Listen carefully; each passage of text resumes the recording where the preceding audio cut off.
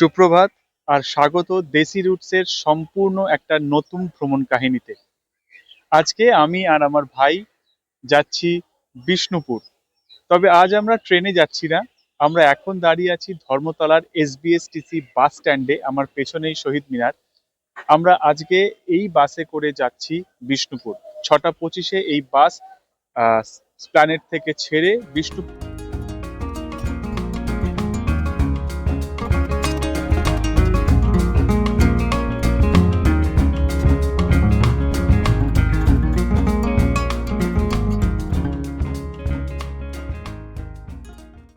আমরা এই জাস্ট এসে পৌঁছালাম আরামবাগ।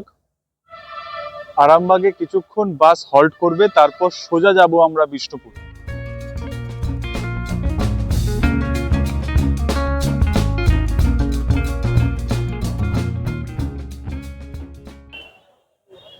এখন ঘড়িতে বাজে 11:30। আমাদের যাত্রা শুরু করেছিলাম প্ল্যানেট থেকে 6:25। ঠিক 5 ঘন্টা সময় লাগলো বিষ্ণুপুর বাস স্ট্যান্ডে আসতে। এই আমার পেছনে বিষ্ণুপুর বাস স্ট্যান্ড। আচ্ছা, আমরা বাস স্ট্যান্ডে কথা বললাম। বাস স্ট্যান্ডের শেষ বাস কলকাতার জন্য 5:30। তারপর কিন্তু কলকাতার উদ্দেশ্যে কোনো বাস নেই, কিন্তু স্টেশন থেকে 7টা 7:30 অবধি ফেরার ট্রেন রয়েছে। বাস স্ট্যান্ড বা স্টেশনের বাইরে থেকে আপনারা টোটো পেয়ে যাবেন। সেই টোটো ড্রাইভারের সাথে কথা বলে সাইট সিন দেখার প্রাইস ঠিক করে নিতে পারেন। তবে এনাদের একটি ফিক্সড প্রাইস রয়েছে, ঘন্টায় 200 টাকা। এদিকে বিষ্ণুপুর বাজারের মধ্যে দিয়ে যাচ্ছি, কলেজের দিকে। বেশ, তাহলে প্রথম আমরা যাব রাসমঞ্চ। বেশ,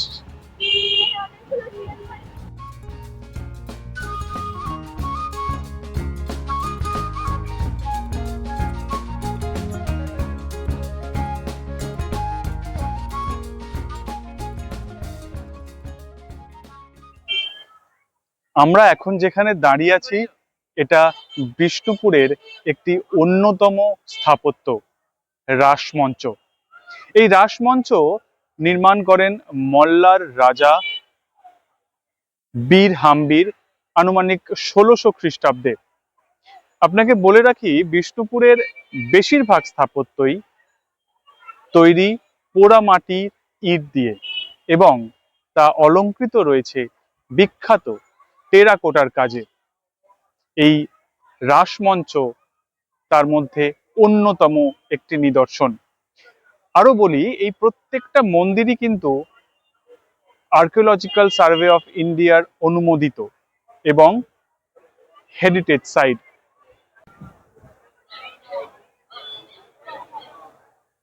অসাধারণ। এই হচ্ছে পোড়ামাটির ইট।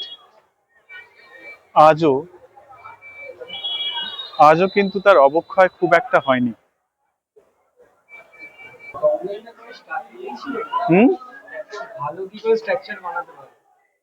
না রে, আমরা ইংরেজদের ক্রেডিট দিই বটে, কিন্তু আমাদের স্থাপত্য ইঞ্জিনিয়ারিং প্রাচীন কাল থেকেই বিশ্ববিখ্যাত ছিল। মহারাজ বীর হাম্বির পিরামিড আকৃতি সৌধটি বাংলার আর কোথাও দেখতে পাওয়া যায় না। তবে এখানে বিষ্ণুপুরের বিভিন্ন মন্দিরের রাধাকৃষ্ণের মূর্তি আনয়ন করে যে বিশাল রাস উৎসব পালন করা হতো, সে বিষয়ে কোনো সন্দেহ নেই। এই হচ্ছে রাসমঞ্চের টেরাকোটার কাজ। এরকম প্রত্যেকটা পিলারেই আপনি দেখতে পাবেন।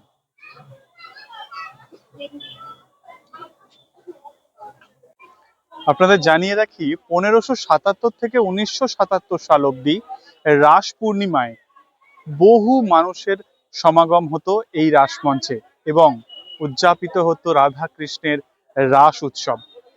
এই হচ্ছে এর বেস, তার ওপরে মন্দির। এটি প্রায় 6 ফুটের কাছাকাছি হবে। ফেয়ারটা আপনাকে বলে দিই। টিকিট ফেয়ার হচ্ছে, যদি আপনি ইন্ডিয়ার নাগরিক হন, ভারতবাসী হন, তাহলে অফলাইন কাটলে 25 টাকা, অনলাইন কাটলে 20 টাকা।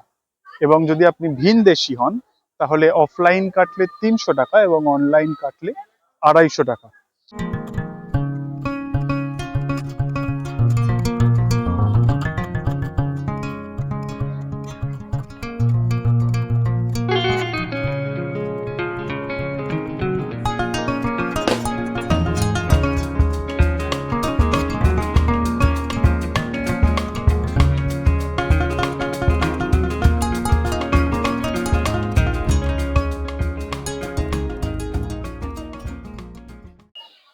আমরা যেখানে দাঁড়িয়ে আছি সেটি হচ্ছে মদনমোহন মন্দির, একটি প্রাচীন ঐতিহাসিক এবং বিখ্যাত নিদর্শন এই বিষ্ণুপুরের। এই মদনমোহন মন্দির নির্মাণ করেন মল্লরাজ দুর্জন সিং, সালটা তখন 1694। এই মদনমোহন মন্দির যেমন প্রাচীন তেমন ঐতিহাসিক এবং গুরুত্বপূর্ণ নিদর্শন। একটি দোচালা শৈলীর মন্দির এবং এই সারা মন্দিরে খোদাই করা রয়েছে রাধাকৃষ্ণের লীলা এবং যুদ্ধের নিদর্শন। তাই এই মন্দিরটিকে লাইভ টেম্পেলও বলা হয়।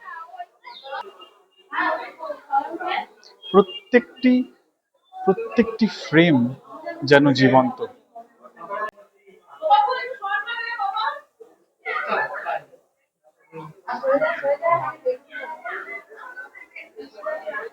এই হচ্ছে মন্দিরের বাইরের দিকের অংশ।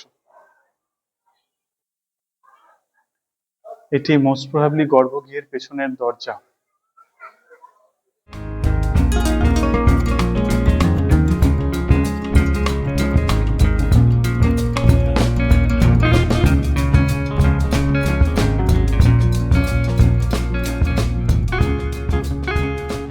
আপনাদের আরেকটা জিনিস জানিয়ে রাখি, এখানকার সব মন্দির ল্যাটেরাইট মাটি দিয়ে তৈরি এবং এই পোড়া মাটির ইট দিয়ে। তাই এই ল্যাটেরাইট মাটির সব জায়গায় আপনি ব্যবহার দেখতে পাবেন। আপনাদের জানিয়ে রাখি, এই মন্দিরে প্রবেশ মূল্য কিছু নেই।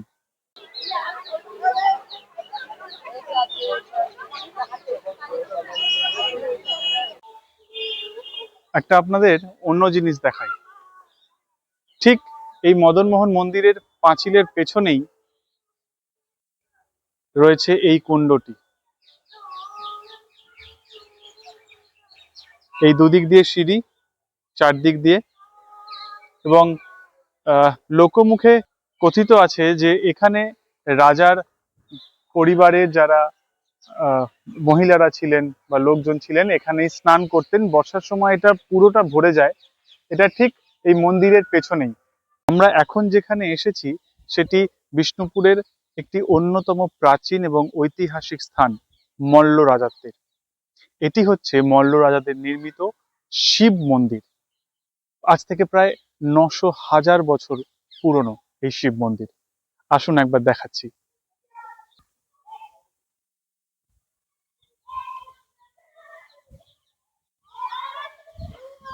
আপনারা জানেন প্রত্যেক শিব মন্দিরের প্রথমেই আমাদের দর্শন করতে হয় নন্দী মহারাজকে।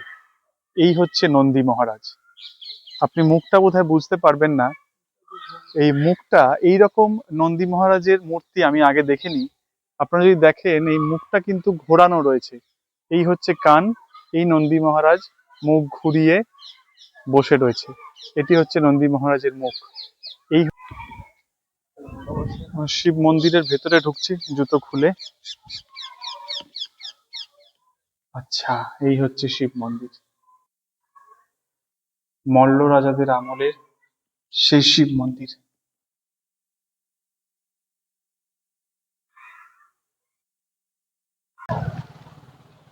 আমাদের শিব মন্দির থেকে বেরোবার পথেই কিছু দূর এগোলেই বাঁ হাতে পড়বে পোকা বাঁধ। এটি চাইলে আপনি চলার পথে দেখে নিতে পারেন। খুবই ভালো, শান্ত, নিরিবিলি।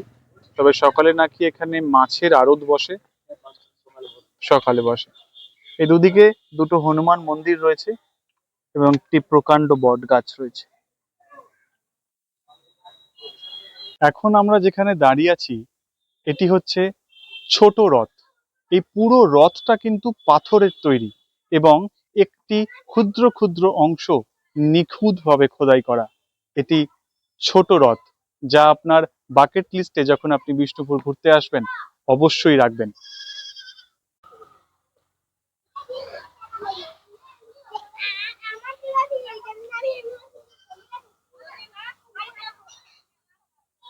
এই হচ্ছে রথের চূড়া, তারপর এর সেকেন্ড বেস, তারপর ওর একদম নিচের তলায় আপনি যদি ভালো করে লক্ষ্য করেন তাহলে এই হচ্ছে চাকা, এরকম চাকা আছে দেখুন, এক, এই হচ্ছে দুই, 2 নম্বর চাকা দেখতে পাচ্ছেন, আর এই হচ্ছে 3 নম্বর চাকা।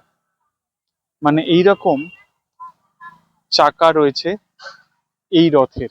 এটি হচ্ছে ছোট রথ, সেম ল্যাটেরাইট মাটির তৈরি, পোড়া মাটি, টেরাকোটার কাজ।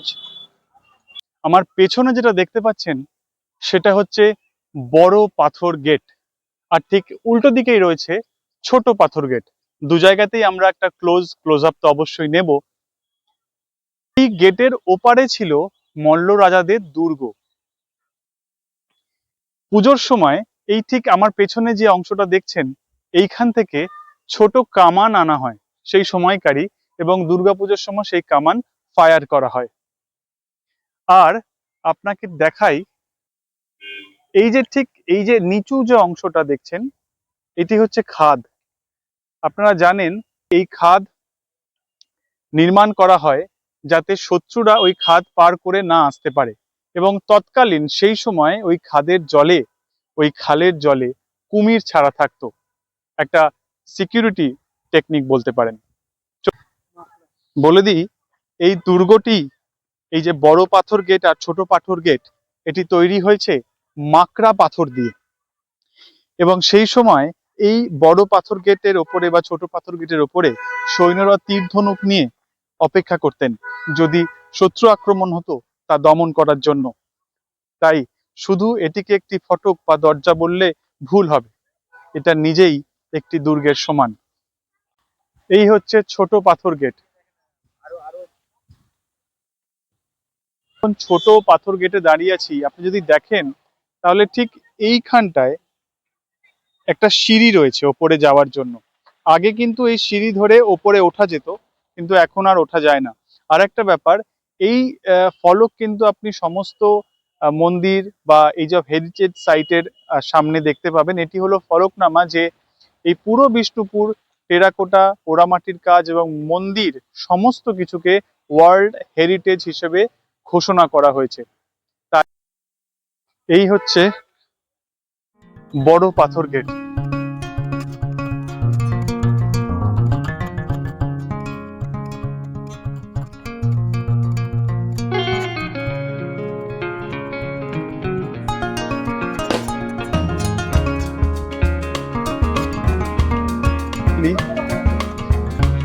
মাকড়া পাথর দিয়ে তৈরি এই পাথর গেট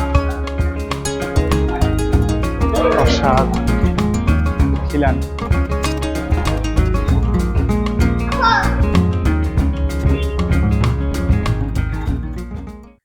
এই হচ্ছে আমাদের লালজিউ মহারাজ মন্দির।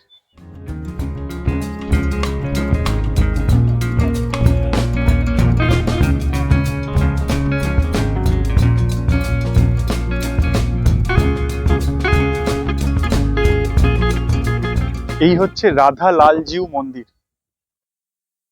1658 সালে মল্লরাজ বীর সিংহ মাকড়া পাথর দিয়ে এই মন্দির নির্মাণ করেন। অসম্ভব সুন্দর টেরাকোটার কাজ। আপনাকে জানিয়ে রাখি, সেই সময় ভোগ প্রসাদে তামাক দেয়া হতো, এবং যখন সেই তামাক দেয়া হতো একটি অপরূপ সুন্দর গন্ধে সারা মন্দির চত্বর ভরে যেত। এই হচ্ছে ভোগ কক্ষ, এখানে লেখা আছে ভোগ কক্ষ। এটা হচ্ছে তুলসী মঞ্চ এবং ওই দিকটায় হচ্ছে নাট মঞ্চ। এই বিষ্ণুপুরের মন্দির চত্বরে ঘুরতে ঘুরতে আমার একটি বিখ্যাত সিনেমা জয় বাবা ফেলুনাথের একটি দৃশ্যের কথা মনে পড়ে যাচ্ছে। যখন বেনারসে ঢোকার সময় ফেলুদা, তোপসে আর লালমোহন বাবু রিক্সা করে যাচ্ছিলেন, তখন লালমোহন বাবু বারবার মাথায় হাত দিয়ে মন্দির দেখলেই নমস্কার করছিলেন। আর সেটা দেখে তোপসে বলল, এর থেকে ভালো হাতটা কপালে ঠেকিয়ে রাখুন না, কারণ এত অজস্র মন্দির বেনারসে। ঠিক তেমনই বিষ্ণুপুরেও মন্দিরের সংখ্যা প্রচুর, তাই বিষ্ণুপুরকে সিটি অফ টেম্পেলও বলা হয়। আপনাদের জানিয়ে দিই যে এই মন্দিরে প্রবেশ করতেও কিন্তু কোনো রকম মূল্য দিতে হয় না, প্রবেশ অবাধ। আমি এখন যেখানে দাঁড়িয়ে আছি সেটি কিন্তু এই সমস্ত কিছুর সূত্রপাত। আমার পেছনে হচ্ছে মল্ল রাজাদের সেই প্রাচীন রাজবাড়ি। এই হচ্ছে গেট, জরাজীর্ণ, ভগ্ন প্রায়। এই দেয়ালগুলোকে নতুন করে আবার তৈরি করা হয়েছে। আর ওই ভেতরে হচ্ছে মল্ল রাজাদের রাজবাড়ি। আজ এটুকুনি অবশিষ্ট।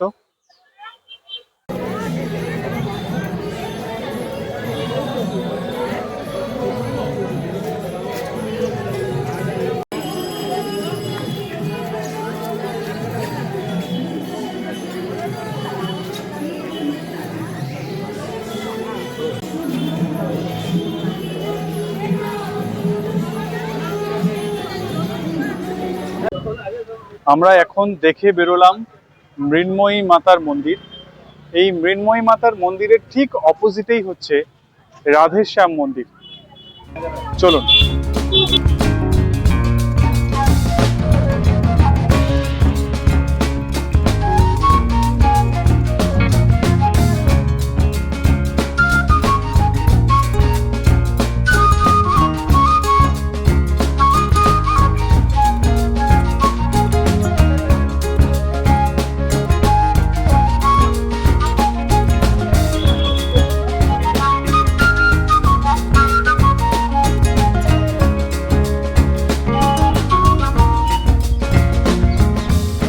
এখন যেখানে দাঁড়িয়ে আছি সেটা হচ্ছে রাধেশ্যাম মন্দির, ঠিক মৃন্ময়ী মন্দিরের উল্টো দিকেই।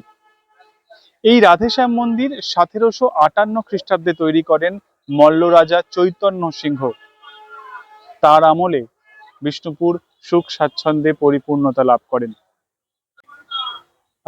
অন্যান্য মন্দিরের মতো এখানে একটি তুলসী মঞ্চ রয়েছে ঠিক আমার পেছনে, আর নাট মঞ্চও রয়েছে, আর ভোগ কক্ষটাও দেখলাম এগুলো। আর আমরা যে গেটটা দিয়ে ঢুকলাম এই রাধেশ্যাম মন্দিরে, এটি হচ্ছে নহবতখানা, মানে এর ওপরে লোকে সানাই নিয়ে বাদ্যযন্ত্র নিয়ে বসতো এবং এখানে গান বাজনা হতো।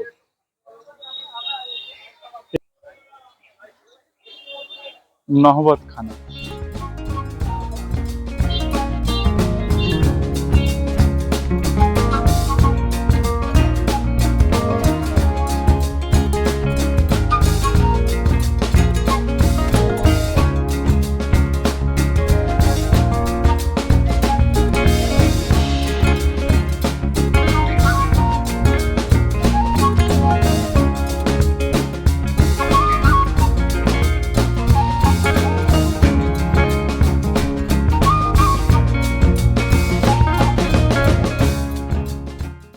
সালটা তখন 1655। তৎকালীন মল্ল রাজা ভূপনাথ সিং এই জোর বাংলা মন্দির নির্মাণ করেন। এই মন্দিরের আগের নাম ছিল কৃষ্ণরায় মন্দির। আপনি যদি লক্ষ্য করেন দেখবেন দোচালা মন্দির সহ দুটি আলাদা আলাদা মন্দিরকে মাঝখান থেকে জোড়া দেওয়া হয়েছে, তাই এই মন্দিরের নাম চোর বাংলা মন্দির। এটি একটি ঐতিহ্যপূর্ণ, ঐতিহাসিক এবং অতি প্রাচীন। এখন দাঁড়িয়ে আছি সামরাই মন্দিরে। এই মন্দিরটিকে পঞ্চরত্ন বা পঞ্চচূড়া মন্দিরও বলা হয়, কারণ এই মন্দিরের 5টা চূড়া। 1643 সালে রঘুনাথ সিং নির্মাণ করেন এই পঞ্চচূড়া মন্দির বা পঞ্চরত্ন মন্দির বা সামরাই মন্দির, যাই বলেন না কেন। এই মন্দিরের গায়ে অজস্র সুন্দর আকর্ষণীয় টেরাকোটার কাজ রয়েছে, যা অলংকৃত করেছে এই মন্দিরটিকে।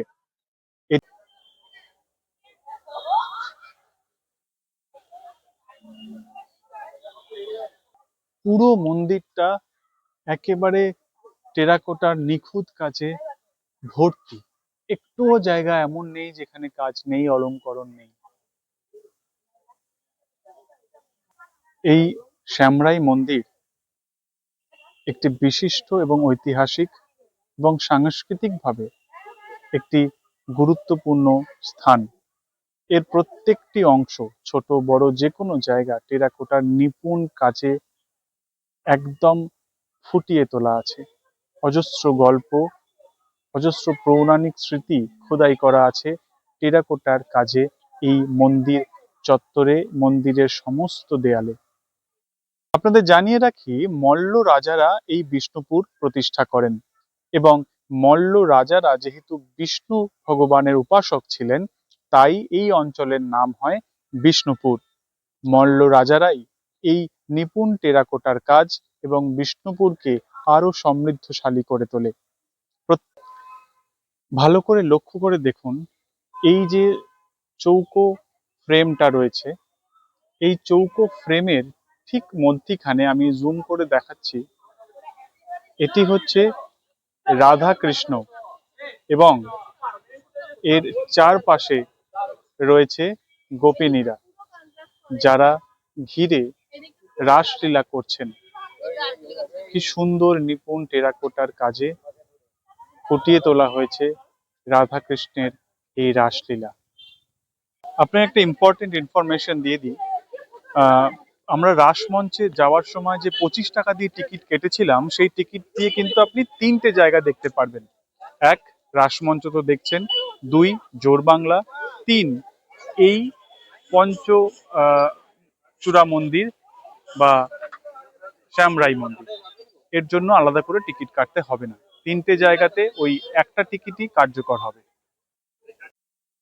আমি যে জায়গাটায় দাঁড়িয়ে আছি, আমার পেছনে যে আপনি বড় পাঁচিলটা দেখতে পাচ্ছেন, সেটা আসলে এরকম পাঁচিল চারদিকে আছে, মাঝখানে একটি ঘর করা আছে। এই ঘরটির বিশিষ্ট হলো, যখন মল্ল রাজাদের শত্রুরা ধরা পড়তেন বা মল্ল রাজারা কাউকে শাস্তি দিতেন কোনো দোষের জন্য, তখন এই ঘরটিতে তাকে ফেলে দেয়া হতো। এই ঘরের নাম গুম ঘর। আপনি ওই পঞ্চরত্ন মন্দির থেকে বা শ্যামরাই মন্দির থেকে বেরোবার সময় ঠিক ওই রাস্তাটার মুখেই পড়বে, এটিও আপনি এক নজরে দেখে নিতে পারেন। দুপুরের খাওয়ার জন্য এসেছি আমরা মোনালিসা রেস্টুরেন্টে। একটি ভেজ থালি নিয়েছি, সঙ্গে চিকেন। ভেজ থালিতে দিয়েছে ডাল, তরকারি, ভাত, পাঁপড়, 2 পিস চিকেন আর পেঁয়াজ লঙ্কা লেবু। এই হচ্ছে ভেজ থালি। যদি আপনি নেন হলে পড়বে 60 টাকা, আর যদি চিকেন নেন তাহলে চিকেন থালি পড়বে 80 টাকা।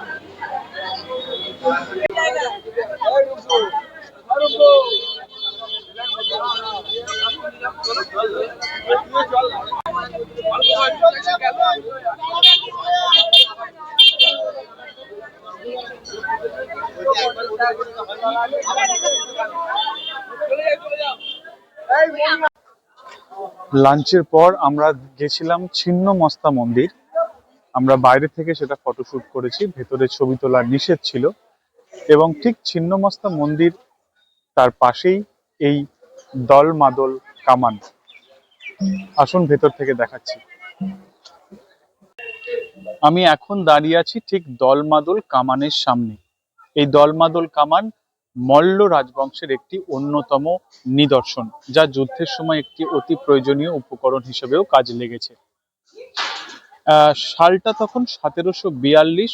মল্ল রাজা গোপাল সিংহের নির্দেশে তৈরি হয় এই দলমাদল কামান। এই কামানের বৈশিষ্ট্য বলতে গেলে বলতে হবে, ওজন 11,840 কিলোগ্রাম, প্রায় 10 ফুট লম্বা।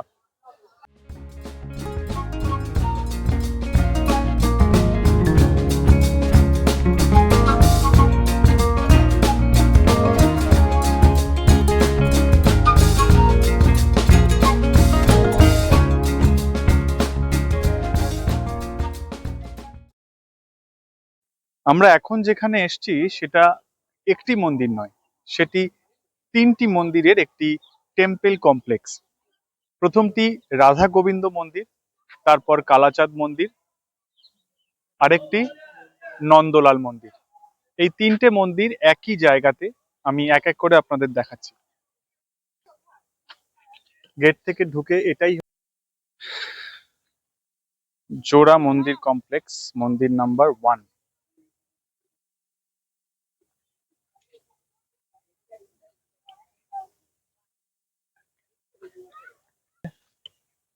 টেম্পল নাম্বার 2, মন্দির নাম্বার 2। আর এইদিকে এটা হচ্ছে মন্দির নাম্বার 3, গোবিন্দ মন্দির।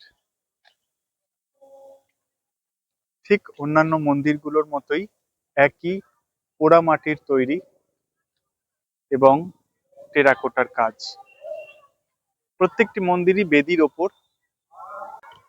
এই মন্দিরটা ঠিক আমাদের পোড়া মাটির হাট যে মাঠটাতে হয় সেই মাঠের ভেতর দিকে, মানে আপনাকে হাটটা ক্রস করে সোজা আসতে হবে।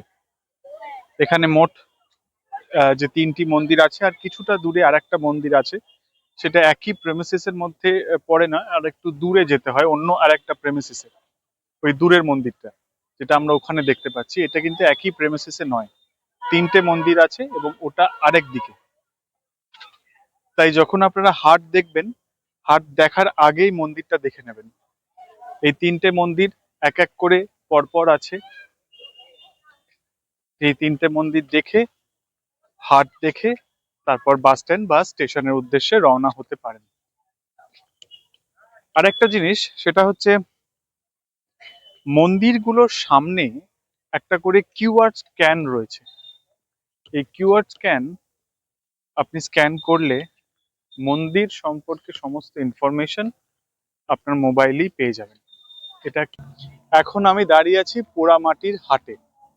দুর্ভাগ্যবশত আজকে হাট সেরকম ভাবে বসেনি, কারণ বিষ্ণুপুরে মেলা চলছে। তাই এখানকার যেসব দোকান পাট তারা সব এখন বিষ্ণুপুরের মেলায়। বাট কয়েকটা গুটি কত দোকান বসেছে, আমরা সেখানে যাব। এই পুরো প্রাঙ্গণটা হচ্ছে পোড়ামাটির হাটের প্রাঙ্গণ। ঠিক সোনাঝুরি হাটে যেভাবে আমরা দেখেছিলাম শান্তিনিকেতন বোলপুরে, ঠিক এখানেও বিষ্ণুপুরেও একটি হাটের জন্য এলাকা আছে। এই হাট শনিবার রবিবার প্রত্যেকদিন বসেন।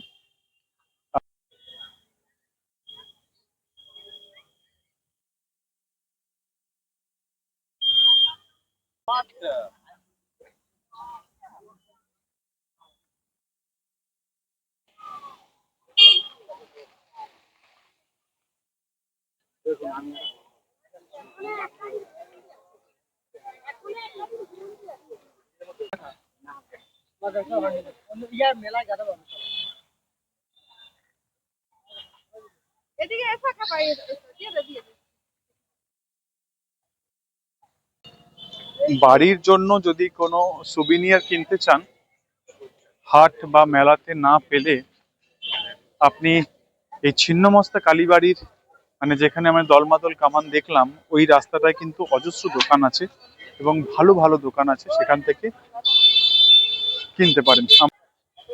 আমি কৌস্তব, আর আমার চ্যানেলের নাম দেশি রুটস। আমি বিভিন্ন জায়গা ঘুরে বেড়াচ্ছি এবং সেখানকার ইনফরমেশন, সমস্ত তথ্য এবং ঘুরে বেড়াবার এক্সপিরিয়েন্স শেয়ার করছি আমার চ্যানেলে। যদি ভালো লাগে অবশ্যই সাবস্ক্রাইব করবেন এবং কমেন্ট করতে ভুলবেন না।